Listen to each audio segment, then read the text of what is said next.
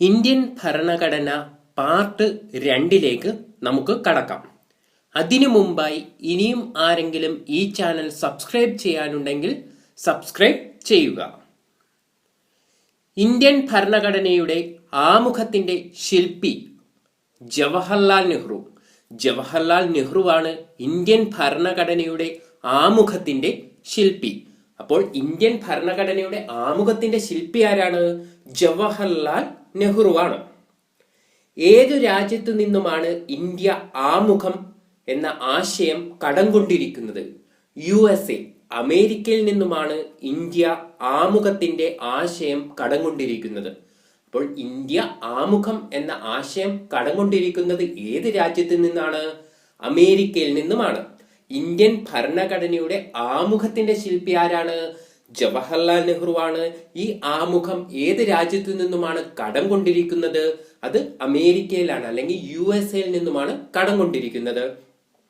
ജവഹർലാൽ നെഹ്റു നിയമനിർമ്മാണ സഭയിൽ ലക്ഷ്യപ്രമേയം അവതരിപ്പിച്ചതെന്ന് 1946 ഡിസംബർ 13 ജവഹർലാൽ നെഹ്റു നിയമനിർമ്മാണ സഭയിൽ ലക്ഷ്യപ്രമേയം അവതരിപ്പിച്ചത്. ആമുഖത്തിന്റെ ആദ്യ രൂപമായിരുന്നു ഈ ലക്ഷ്യപ്രമേയം. അപ്പോൾ ജവഹർലാൽ നെഹ്റു നിയമനിർമ്മാണ സഭയിൽ ലക്ഷ്യപ്രമേയം അല്ലെങ്കിൽ ഒബ്ജക്റ്റീവ് റെസൊല്യൂഷൻ അവതരിപ്പിച്ചത് എന്നു ചോദിച്ചാൽ 1946 ഡിസംബർ 13 ആമുഖത്തിന്റെ ആദ്യ രൂപമായിരുന്നു ഇത്. ഇന്ത്യൻ ഭരണഘടനയുടെ മനസാക്ഷി, താക്കോൽ, ആത്മാവ്, തിരിച്ചറിയൽ കാർഡ് എന്നൊക്കെ വിശേഷിപ്പിക്കപ്പെടുന്നത് ആമുഖത്തെയാണ്. ആമുഖത്തെ എങ്ങനെയൊക്കെയാണ് വിശേഷിപ്പിക്കുന്നത്? ഇന്ത്യൻ ഭരണഘടനയുടെ മനസാക്ഷി, താക്കോൽ, ആത്മാവ്, തിരിച്ചറിയൽ കാർഡ്. എന്തൊക്കെയാണ്?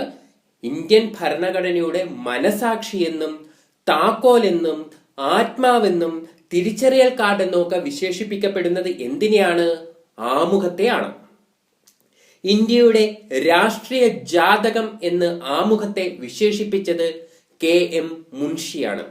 KM മുൻഷിയാണ് ഇന്ത്യയുടെ രാഷ്ട്രീയ ജാതകം എന്ന് ആമുഖത്തെ വിശേഷിപ്പിച്ചത്. KM മുൻഷി എങ്ങനെയാണ് ആമുഖത്തെ വിശേഷിപ്പിച്ചത്? ഇന്ത്യയുടെ രാഷ്ട്രീയ ജാതകം എന്നാണ് KM മുൻഷി ആമുഖത്തെ വിശേഷിപ്പിച്ചത്. തിരിച്ചറിയൽ കാർഡ് എന്ന് ആമുഖത്തെ വിശേഷിപ്പിച്ചത് NN പൽക്കിവാലയാണ്. ആരാണ്? പൽക്കിവാലയാണ്. എന്ത് വിശേഷിപ്പിച്ചു? തിരിച്ചറിയൽ കാർഡ് എന്ന് ആമുഖത്തെ വിശേഷിപ്പിച്ചു. തിരിച്ചറിയൽ കാർഡ് എന്ന് ആമുഖത്തെ വിശേഷിപ്പിച്ചത് ആരാണ്? പൽക്കിവാലയാണ്. പൽക്കിവാല എങ്ങനെയാണ് വിശേഷിപ്പിക്കുന്നത്? തിരിച്ചറിയൽ കാർഡ് എന്നാണ് ആമുഖത്തെ വിശേഷിപ്പിച്ചത്. ഇന്ത്യൻ ഭരണഘടനയുടെ താക്കോൽ എന്ന് ആമുഖത്തെ വിശേഷിപ്പിച്ചത് ഏണസ്റ്റ് ബാർക്കർ ആണ്. ഏണസ്റ്റ് ബാർക്കർ എങ്ങനെയാണ് ആമുഖത്തെ വിശേഷിപ്പിച്ചത്? ഇന്ത്യൻ ഭരണഘടനയുടെ താക്കോൽ എന്നാണ് ഏണസ്റ്റ് ബാർക്കർ വിശേഷിപ്പിച്ചത്. ഇന്ത്യൻ ഭരണഘടനയുടെ താക്കോൽ എന്ന് ഭരണഘടനയെ ആമുഖത്തെ വിശേഷിപ്പിച്ചത് ആരാണ്? ഏണസ്റ്റ് ബാർക്കർ ആണ്. ഇന്ത്യൻ ഭരണഘടനയുടെ ഹൃദയവും ആത്മാവും എന്ന് വിശേഷിപ്പിച്ചത് താക്കൂർദാസ് ഭാർഗവാണ്. ഇന്ത്യൻ ഭരണഘടനയുടെ ഹൃദയവും ആത്മാവും എന്ന് വിശേഷിപ്പിച്ചത് ആരാണ്? താക്കൂർദാസ് ഭാർഗവാണ്. ആമുഖത്തെ ഇന്ത്യൻ ഭരണഘടനയുടെ ഹൃദയവും ആത്മാവും എന്ന് വിശേഷിപ്പിച്ചത് താക്കൂർദാസ് ഭാർഗവാണ്. ഇന്ത്യൻ ഭരണഘടനയുടെ ആത്മാവ്, താക്കോൽ എന്നിങ്ങനെ ആമുഖത്തെ വിശേഷിപ്പിച്ചത് ജവഹർലാൽ നെഹ്റുവുമാണ്. എന്നാൽ ഇന്ത്യൻ ഭരണഘടനയുടെ ഹൃദയവും ആത്മാവും എന്ന് വിശേഷിപ്പിച്ചത് താക്കൂർദാസ് ഭാർഗവാണെങ്കിൽ ഇന്ത്യൻ ഭരണഘടനയുടെ ആത്മാവെന്നും താക്കോലെന്നും ആമുഖത്തെ വിശേഷിപ്പിച്ചത് ആരാണ്? ജവഹർലാൽ നെഹ്റുവാണ്. ആമുഖം ഇന്ത്യ നിർവചിച്ചിരിക്കുന്നത് പരമാധികാര സോഷ്യലിസ്റ്റ് മതേതര ജനാധിപത്യ റിപ്പബ്ലിക് എന്നാണ്. ആമുഖം ഇന്ത്യയെ നിർവചിച്ചിരിക്കുന്നത് എങ്ങനെയാണ്? പരമാധികാര സോഷ്യലിസ്റ്റ് മതേതര ജനാധിപത്യ റിപ്പബ്ലിക്. എന്താണ്? പരമാധികാര സോഷ്യലിസ്റ്റ് മതേതര ജനാധിപത്യ റിപ്പബ്ലിക് എന്നാണ് ആമുഖം ഇന്ത്യയെ നിർവചിച്ചിരിക്കുന്നത്. ഇന്ത്യൻ ഭരണഘടനയുടെ ആമുഖം ആരംഭിക്കുന്നത് നമ്മൾ പഠിച്ചു. ആമുഖത്തിന്റെ ശില്പി ആരാണ്? ജവഹർലാൽ നെഹ്റു ആണ്. ഭരണഘടനയുടെ ആമുഖം ആരംഭിക്കുന്നത് എങ്ങനെയാണ്? നാം ഭാരതത്തിലെ ജനങ്ങൾ, we the people of India. നാം ഭാരതത്തിലെ ജനങ്ങൾ, we the people of India തുടങ്ങിയാണ് എന്ത് ആമുഖം ആരംഭിക്കുന്നത്. അപ്പോൾ ആമുഖം ആരംഭിക്കുന്നത് എങ്ങനെയാണ്? ഇന്ത്യൻ ഭരണഘടനയുടെ ആമുഖം ആരംഭിക്കുന്നത് എങ്ങനെയാണ്? നാം ഭാരതത്തിലെ ജനങ്ങൾ, we the people of India. Indian ഭരണഘടനയുടെ ആമുഖം എത്ര പ്രാവശ്യം തിരുത്തിയിട്ടുണ്ട്? ഒരു പ്രാവശ്യം മാത്രമാണ് ഇന്ത്യൻ ഭരണഘടനയുടെ ആമുഖം തിരുത്തിയിട്ടുള്ളത്. 1976 42 ഭേദഗതി പ്രകാരമാണ് ഇത് തിരുത്തിയത്.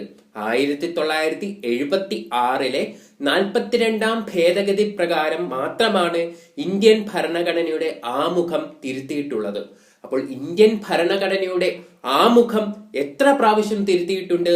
ഒരേ ഒരു പ്രാവശ്യം മാത്രമാണ് തിരുത്തിയത്. എന്നാണെന്ന് ചോദിച്ചാൽ 1976 42 ഭേദഗതി പ്രകാരമാണ് തിരുത്തിയിട്ടുള്ളത്. 42 ഭേദഗതി പ്രകാരം ആമുഖത്തിൽ കൂട്ടിച്ചേർത്ത വാക്കുകളാണ് സോഷ്യലിസ്റ്റ്, മതേതരത്വം, അവിഭാജ്യത.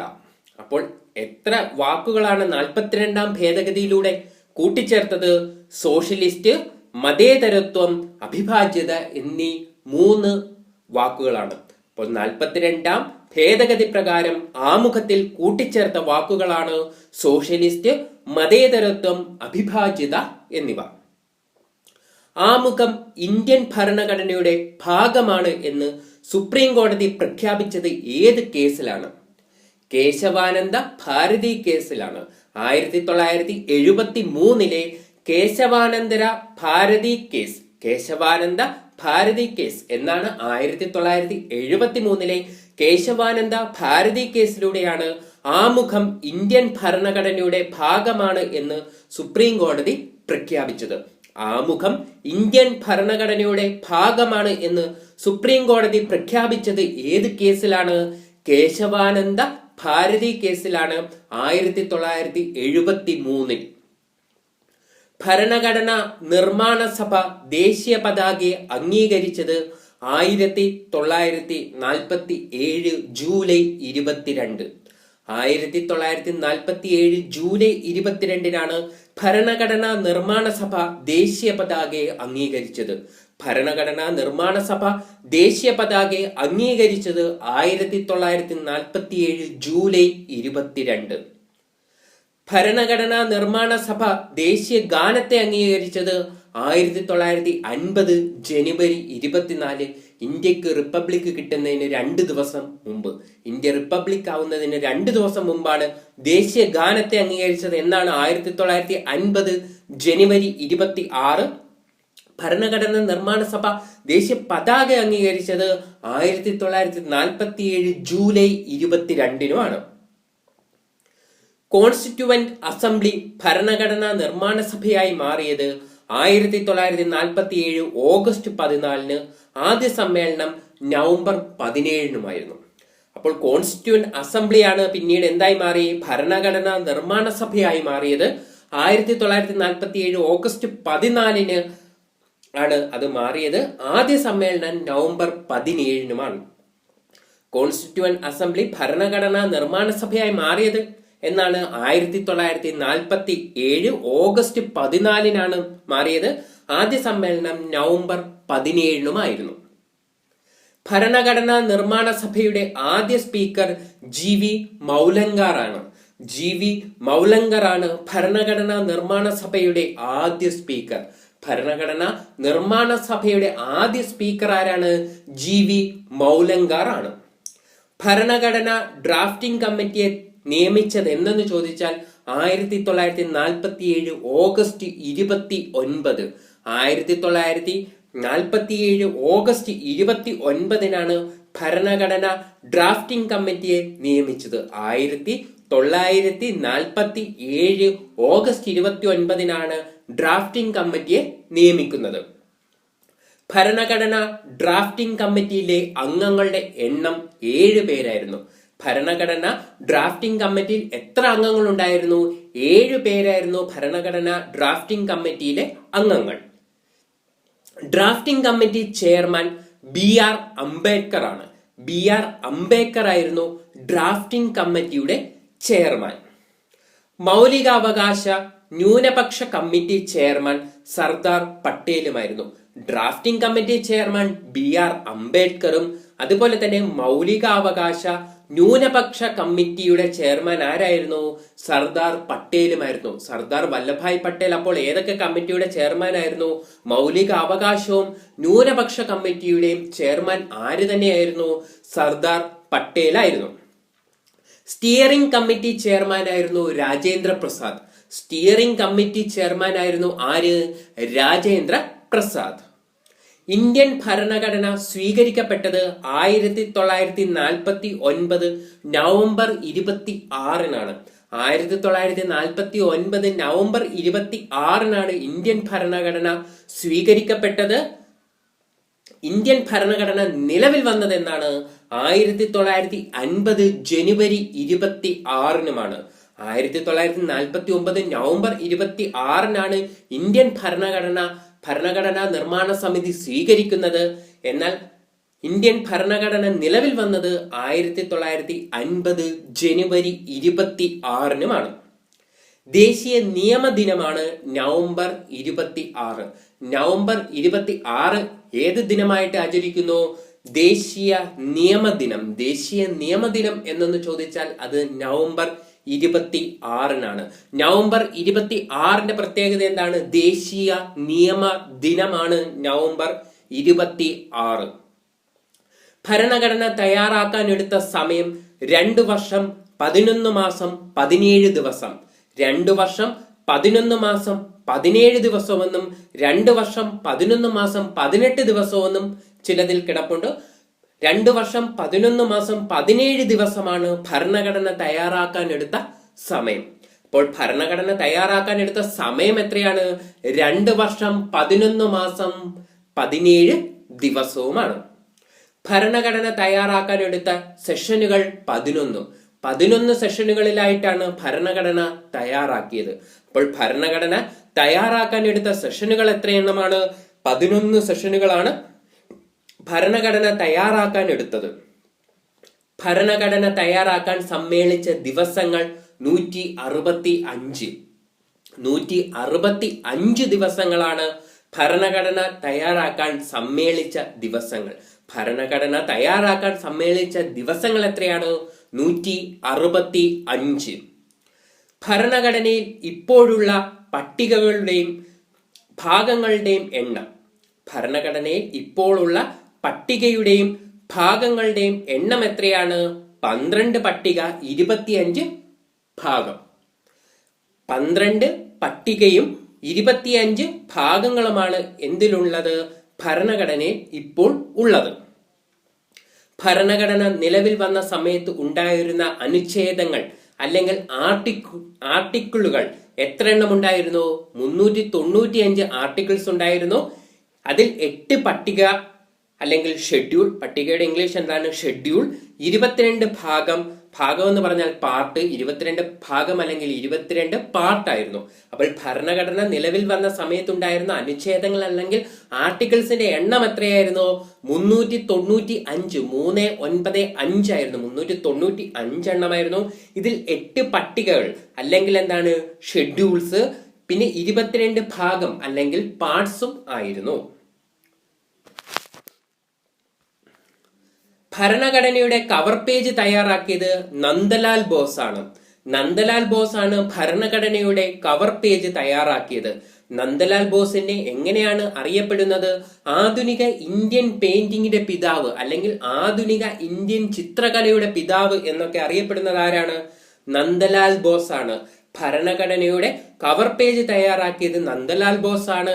എങ്ങനെയാണ് നന്ദലാൽ ബോസ് അറിയപ്പെടുന്നത്? നന്ദലാൽ ബോസ് ആധുനിക ഇന്ത്യൻ പെയിന്റിങ്ങിന്റെ പിതാവ് എന്ന് അറിയപ്പെടുന്നത് ആരാണ്? നന്ദലാൽ ബോസ് ആണ്. ആധുനിക ഇന്ത്യൻ പെയിന്റിങ്ങിന്റെ പിതാവ് എന്ന് അറിയപ്പെടുന്നത് നന്ദലാൽ ബോസ് ആണ്. ഭരണഘടനയുടെ ഡ്രാഫ്റ്റ് അല്ലെങ്കിൽ നക്കൽ തയ്യാറാക്കിയത് BN റാവു ആണ്. ഭരണഘടനയുടെ ഡ്രാഫ്റ്റ് അല്ലെങ്കിൽ നക്കൽ തയ്യാറാക്കിയത് ആരാണ്? BN റാവു. BN റാവു ആണ് ഭരണഘടനയുടെ ഡ്രാഫ്റ്റിംഗ് അല്ലെങ്കിൽ നക്കൽ തയ്യാറാക്കിയത്. ഭരണഘടനയുടെ ഒറിജിനൽ കയ്യെഴുത്ത് പ്രതി തയ്യാറാക്കിയത് Prem Bihari Naren Raizada.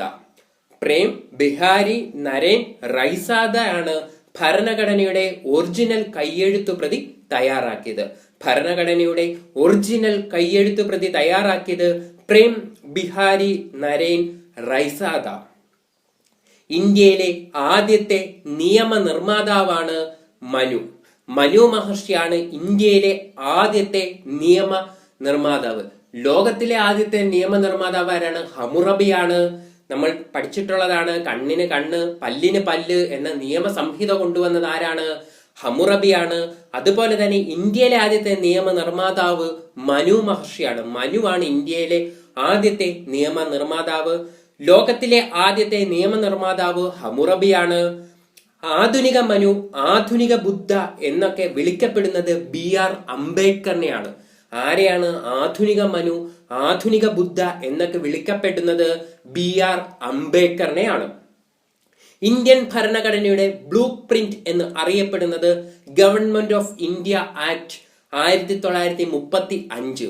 1935 government of India act ആണ് ഇന്ത്യൻ ഭരണഘടനയുടെ ബ്ലൂ പ്രിന്റ് എന്ന് അറിയപ്പെടുന്നത്. ഇന്ത്യൻ ഭരണഘടനയുടെ ബ്ലൂ പ്രിന്റ് എന്ന് അറിയപ്പെടുന്നത് എന്തിനെയാണ്?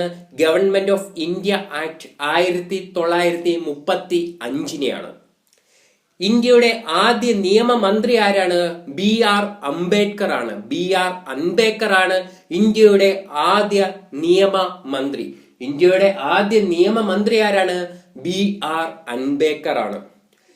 ഇൻഡിപെൻഡൻസ് ലേബർ പാർട്ടി ആരംഭിച്ചതും BR അംബേദ്കർ തന്നെയാണ്.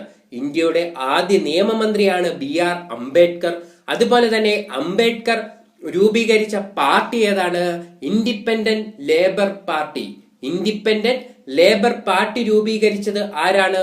അതും BR അംബേദ്കർ ആണ്. ഇതോടുകൂടി ഭാഗം 2 അവസാനിച്ചിരിക്കുന്നു. ഇന്ത്യൻ